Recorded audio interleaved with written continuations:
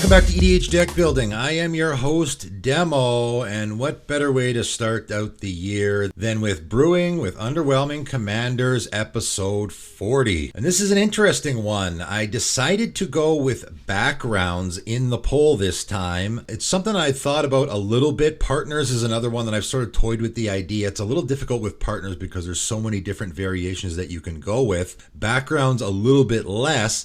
And what I decided to do was take these 6 least popular background commanders that I could find, put them in the poll, but of course with no backgrounds. I figured I would just take the winner of that poll and match it with the background that I thought was the best fit. So that's what I did, and the winner was Sivriss Nightmare Speaker. 3 and a black, Snake, Cleric, Warlock, 3/3. Tap, sacrifice another creature or an artifact. For each opponent you mill a card, then return that card from your graveyard to your hand, unless that player pays 3 life. So just to clarify the ability before we move forward, right? You're going to tap your commander, sacrifice an artifact or creature. Each opponent, you're going to mill a card from your library, then that player can choose to have you either put it in your hand or they can pay 3 life to leave it in your graveyard. So if you're building a Sivriss deck, the way I see it is I want to err on the side of it doesn't matter what my opponent chooses, right? If my opponent chooses to pay the 3 life, that works great. I mean, it works great in any commander game because, of course, this is probably going to be the win con for our deck. We're just going to drain our opponent's life down to 0. Later in the game, they're probably not going to have the life, so this is just going to be putting cards in our hand. But if they want to return the card to our hand, that's okay too. So I had to find a background to go with Sivriss Nightmare Speaker, and I went back and forth on it a little bit. I decided I wanted blue in the deck, and there was a couple of cards that I really thought were a great include here, which is one of the reasons I wanted blue. So I looked at the blue backgrounds, and Feywild Visitor is the one that I thought was the best fit. 2 and a blue. Legendary enchantment background. Commander creatures you own have. When one or more non-token creatures you control deal combat damage to a player, create a 1/1 blue fairy dragon creature token with flying. So of course, this is going to be giving us tokens that we can then sacrifice to our commander's ability if we need to. But also, because we're in sort of a sacrifice theme here, having those tokens around a sacrifice is also going to be great. It gets a little tricky here, of course, because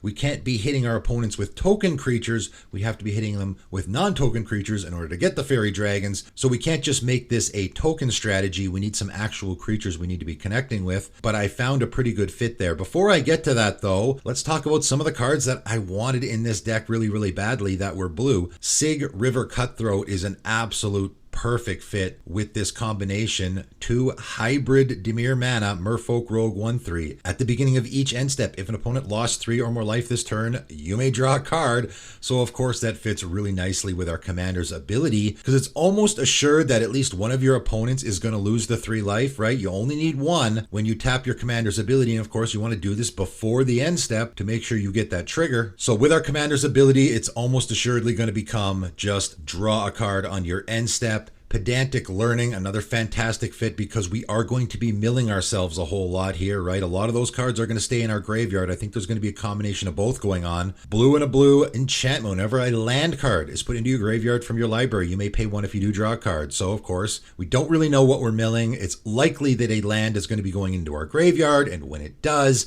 we can pay 1 and draw a card. So that's going to be a nice fit. Of course, our commander has a tap ability, so we got to have those untappers like Thousand Year Elixir so that as soon as our commander comes into play, we can use it right away and then untap it and use it again. It's going to be important to use that ability as much as we can because it's really going to put pressure on our opponent's life total. They can't just be leaving all those cards in our graveyard. They're going to have to put a bunch back into our hand. I didn't put a ton of card draw in this deck for that reason because I imagine, okay, a lot of those cards that we're milling are just going to go into our hand. So I think our hand is going to be very full on a regular basis. Also got Mage Right Stone and Patriarch's Seal as well for some more untapping effects so we can use that ability as much as we can. I also have Wound Reflection, which I think, again, is probably an auto-include in a Sivriss deck because at the beginning of each end step, each opponent loses life equal to the life they lost this turn. So if those opponents pay the 3 life, they've now lost 3 life, and on the end step, they're going to lose another 3 life. That's very punishing. Warlock class will do something similar. It is a enchantment class at the beginning of your end step. If a creature died this turn, each opponent loses 1 life. Well, there's something that's probably guaranteed going to be happening on our turn every time, right? So that works. When this class becomes level 2, look at the top 3 cards of your library, put one of them into your hand and the rest into your graveyard. So again, something that actually really fits with what our commander is doing, because there are cards here that we don't mind having in our graveyard, and we can pay 6 and a black to make it level 3. At the beginning of your end step, each opponent loses life equal to the life they lost this turn. So again, it's doing exactly what Wound Reflection is doing, which is great. That's how we're likely going to win the game, right? Just by draining our opponent's life with our commander's ability until they get low enough to the point where they don't want to do it anymore. Blitzwing Cruel Tormentor,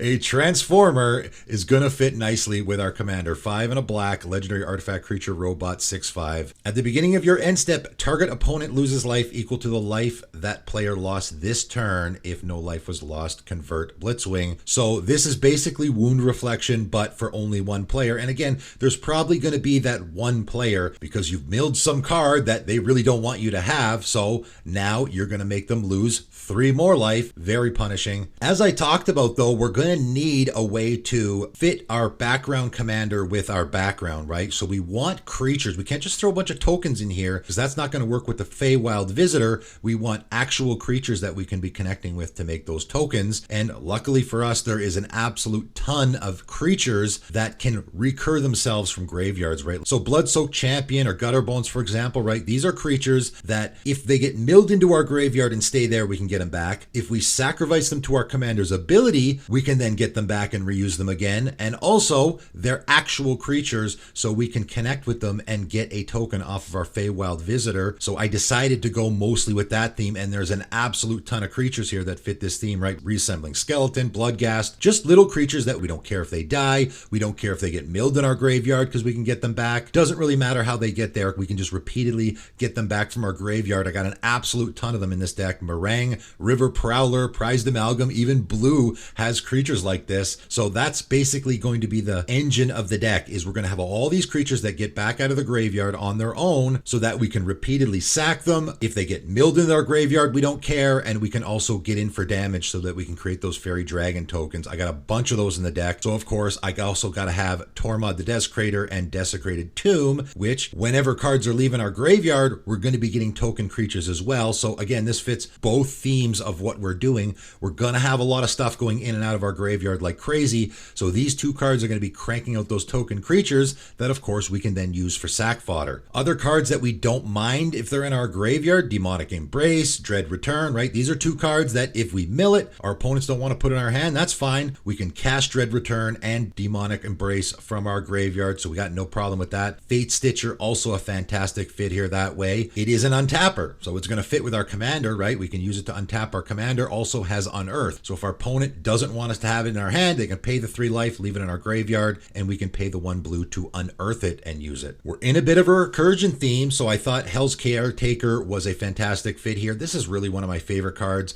A way underutilized card in the format, I think. 3 and a black, horror, 1/1. Tap, sacrifice a creature, return target creature from your graveyard to the battlefield. Activate this ability only during your upkeep, unfortunately, which makes this card a little bit worse, but you can still use it on every one of your turns. And again, we're going to be making a lot of these token creatures that we will probably sacrifice with our Hell's Caretaker. We could sacrifice our other creatures as well. Again, they get themselves out of the graveyard, but we can get any creature out of the graveyard by sacrificing a token creature or one of our reanimating creatures. So this is just going to be fantastic value. We can even get our commander back out of the graveyard if it ends up dying. Soldevi Adnate, one of my favorite sack outlets. If you're in a black deck, 1 and a black human cleric, 1/2, tap, sacrifice a black or artifact creature at an amount of black equal to the sacrificed creature's mana value. So this isn't going to work with the tokens. We don't want to use it there, but like I said, we have a lot of these creatures that are repeatedly getting themselves out of the graveyard. Of course, we have Agent of the Iron Throne, 2 and a black, background enchantment. Commander creatures you own have whenever an artifact or creature you control is put into a graveyard from the battlefield, each opponent loses 1 life. Of course, we got to throw that in there. Again,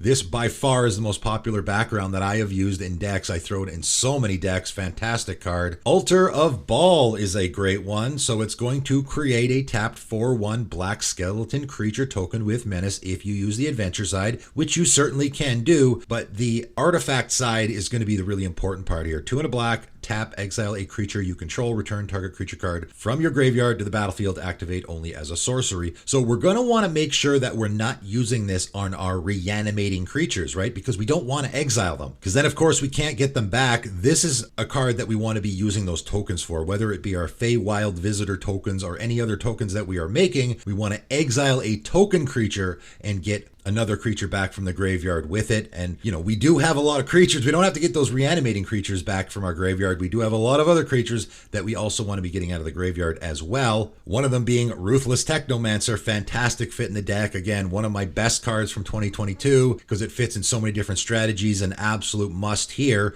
Enters the battlefield. You may sacrifice another creature you control, which of course is going to be easy for us to do. If you do, create a number of treasure tokens equal to the creature's power. Don't forget, our commander can also be sacrificing artifacts. I didn't do it that much in this deck, but this is a great option for that. So sacrificing treasure tokens also works here. And we can also pay 2 and a black, sacrifice X artifacts, return target creature card with power X or less from your graveyard to the battlefield. This guy's going to be doing a ton of work in the deck, I imagine. And again, we can sacrifice it and then get it back. And when it comes back into play, we can use its ability again, right? We can get into a repeatable situation here. Moira Urborg Haunt is a great fit in this deck. 2 and a black, spirit wizard menace, 3/2. Whenever Moira Urborg Haunt deals combat damage to a player, return to the battlefield target creature card in your graveyard that was put there from the battlefield this turn. So this is a really easy way just to get back whatever creature we sacrifice with our commander, right? We sacrifice a creature to our commander's ability, and then we attack with our Moira, someone that we can actually connect with, and then we immediately get that creature back and put it back into play. Just a really great repeatable recursion effect here. I got Mirari Conjecture because we are going to be milling cards into our graveyard that aren't always going to be creatures or things that we can get back. Sometimes they'll be instants and sorceries. So this is going to be a great way to reuse those instant sorceries in our graveyard. And of course, we are likely going to be winning by hitting our opponent's life totals with these repeatable drain effects. So Sir Conrad the Grim and Dreadhound are going to be fantastic fits. Sir Conrad wants creatures to be dying, which is going to be happening a lot in this deck, or a creature card put into a graveyard from anywhere, which is going to be happening a lot in this deck as well, right? And then it's going to be hitting our opponents for damage when we do so. Dreadhound is a little bit lesser known of a card that does something similar to Sir Conrad. 4 black demon dog, 6/6. When it enters the battlefield, mill 3 cards. Work fine with that. When a creature dies or a creature card is put into a graveyard from a library, each opponent loses 1 life. So if you are doing a lot of self-milling, which of course we are doing in this deck, this is going to be a great way to drain our opponents for even more life. So again, we're going to get to a point where I think our opponent's life total is going to get so low that they're not going to want to pay the 3 life anymore. Our commander's ability is essentially going to become sacrifice a creature, draw 3 cards, which is pretty darn good, right? We still have the life drain effects like Agent of the Iron Throne and Sir Conrad if our opponents refused to pay the life. And then, of course, we got our fairy dragons. We got all the recurring creatures that we can help to close out the game with. I think this is a great combination here. Maybe not particularly underwhelming. Again, this is probably more leaning towards the unpopular side than the underwhelming side because I think this is a great combination. I see on EDH Rec there is currently 22 decks with this combination of Sivriss and Feywild Visitor. So there are some people actually doing this out there right now. And if you are interested in doing so as well, of course, the deck list for this is in the description below.